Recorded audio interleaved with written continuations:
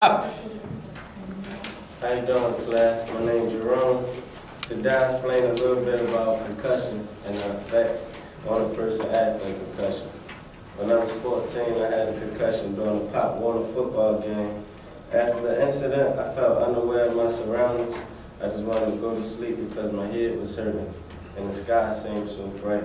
I was told to sit out for 2 weeks by a doctor and to be cleared by a doctor before returning to play. At that moment, I knew a concussion was a big deal. A concussion is caused by a blow or jolt to the head that results in a change in brain function, according to Charles Children.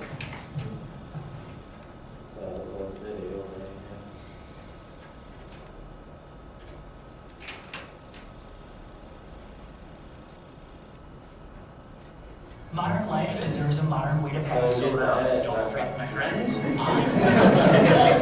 can use it online and on your phone. Your MasterPass. Looks like you saved the day. MasterPass. A secure way to pay for your bank. Don't just buy it. MasterPass it.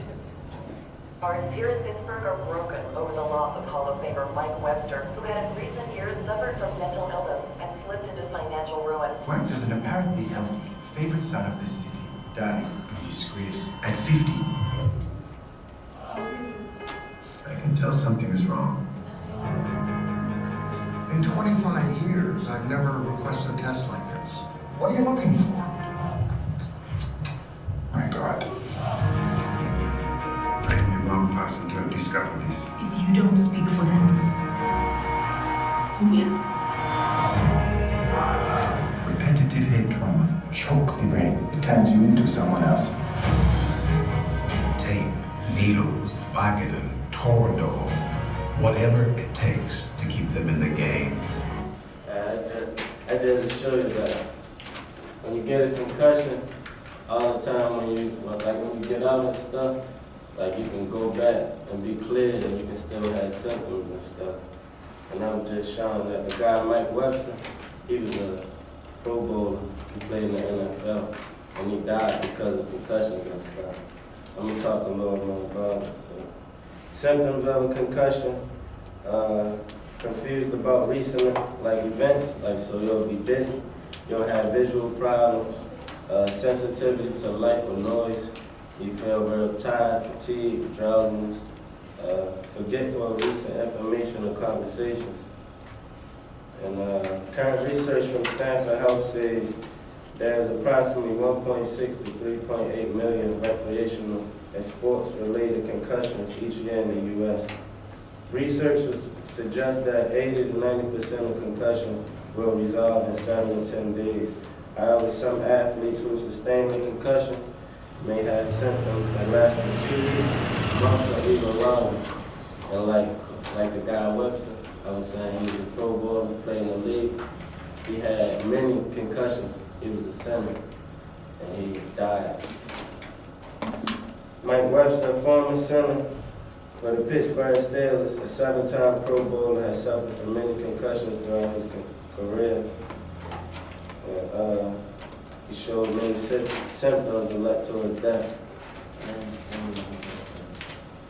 An athlete should not return to play until cleared by a licensed healthcare provider, training experience, and evaluation and management of concussion. Can a concussion lead to more serious medical problems? According to Charles Children, yes. The most significant complications associated with a concussion are brain swelling and increase in cranial pressure. If left untreated, this pressure can cause brain damage by preventing blood and oxygen circulation throughout the brain. Furthermore, a person who suffers a second impact or numerous concussions without a full recovery in between each concussion is at risk for more serious and long-term complications. Children says over 90% of concussions heal fine and manage well in the first few weeks following the injury. This is why it's so important for coaches, parents, and others to recognize the symptoms and act quickly to briefly and temporarily remove the participant from activities.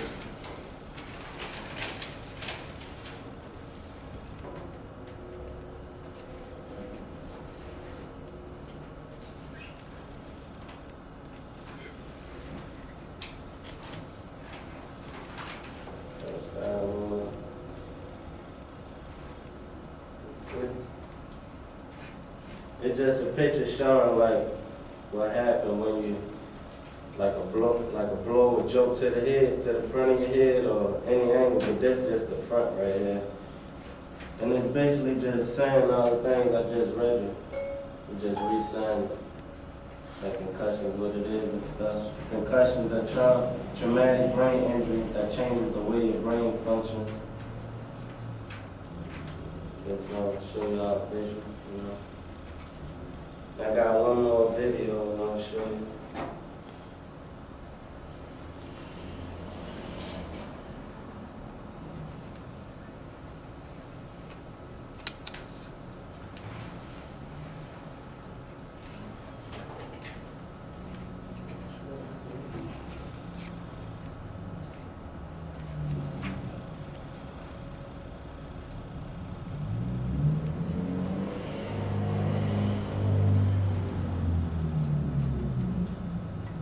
A concussion is a type of traumatic brain injury, or TBI, caused by a bump, blow, or jolt to the head, or by a hit to the body that causes your head and brain to move rapidly back and forth.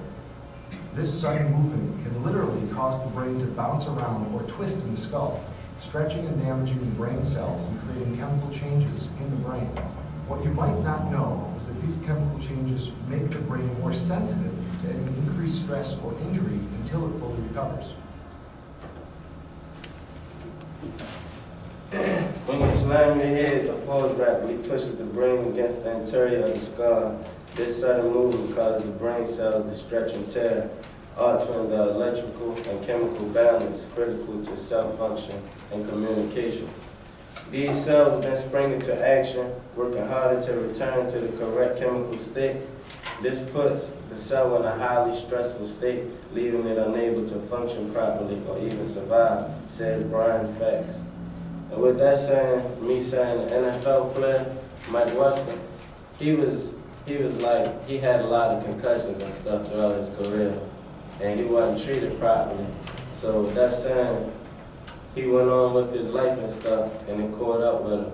And all the symptoms I was saying and stuff, like he was like feeling stressed and stuff. A lot of things he thought was like different symptoms, but really it was symptoms of the concussion. And it led to him going crazy. And I just wanted to say that. Just said, knowing what we know, we all should be a little more cautious how we equip ourselves while engaging contact in any recreational sport. Concussions should be paid more attention to because it's really a big deal to our health. So.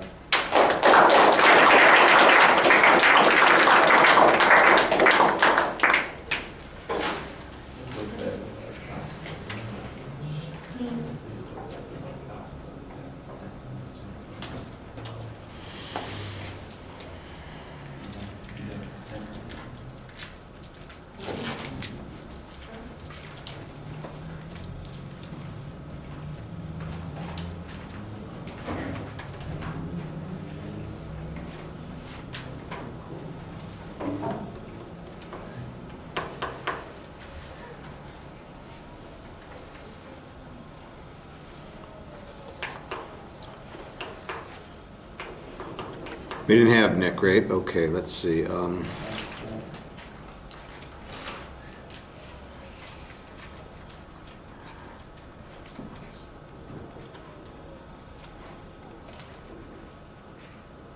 doesn't work. Just looking to see if maybe there's somebody we could plug in here, but everybody else is pretty much covered, so. All right, well, you'll just have to put up with my comments because your classmate was not here today.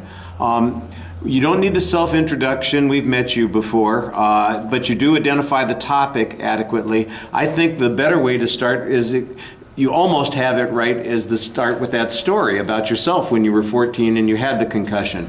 You know, so just start with that story and use that as your attention device. The topic is very clearly identified. Your thesis is relatively clear.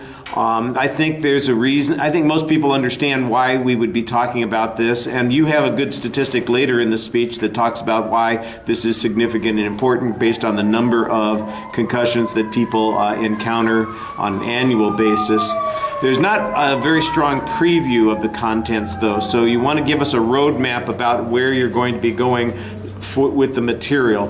The idea that you're going to kind of review the particular case of Mike Webster as an illustration of this, that you're going to define what a concussion is, and then what the effects are on the body, and then tell us about what some of the long-term implications are. That's what you need to do. You need to say that at the beginning of the speech. It would be a little bit easier to keep track of information as you're presenting it if it's organized. Now, I did think that you used a good amount of supporting material, and you cite the sources on a pretty regular basis, so that part is pretty solid. I think the fact that the subject is closely tied into sports, in particular, you mentioned football, and that's something that people will care about to some degree. I think they're going to be involved in that. The visuals, I think, are integrated into the speech pretty well. The movie trailer, I don't think, was edited to any degree, and it just kind of identifies the general subject matter. You could probably go without it, although there are a couple of clips from the film that would be good illustrations of how Mike Webster, for instance, suffered long-term problems, and we don't really get a chance to see that in the trailer section that you have there. Plus, we get the ad, so like I said, there's a reason that you want to trim it up a little bit. I thought the other video that you showed us was a little bit clearer, and it might make sense to have that earlier in the presentation, because it seemed like you kind of defined that three different ways. You had the picture that you showed on the document camera, then you got that video, plus you've described it someplace else. So the repetition is not necessarily a bad thing, but we ought to sequence it a little bit more so that it makes sense. So I thought the visuals were integrated in the speech pretty well. Delivery issues, sometimes you look up and talk to us, but a lot of times you're looking at the paper and it's a big piece of paper. You turn it into a baton while you're talking at some points. It makes a lot of noise while you're talking. It's waving around. You don't want to use full pages when you're giving a presentation. If you're going to use notes at all, put them on cards, because that makes them relatively small and easy for you to handle, and they're less likely to become a distraction. Although the truth is, I think I mentioned it to you, after this round of speeches, we're not going to have any notes in your hands anymore. There aren't going to be any outlines or notes to refer to. You're going to have to know your information, dead bang, and be able to explain it yourself. So those are all going away. I agree with you on. I should have put what I'm gonna be talking about more first. Yeah, and look, when you talk to us, you do a good job. When you're telling the story about your own experience, for instance, I think that works pretty effectively. But then you kind of, like I said, sometimes you just kind of get into the reading mode instead of the explaining mode. I thought there was a pretty good summary at the end of the speech, but again, you're having to read it, and that's a bit of a problem. All right, that's where we're going to stop.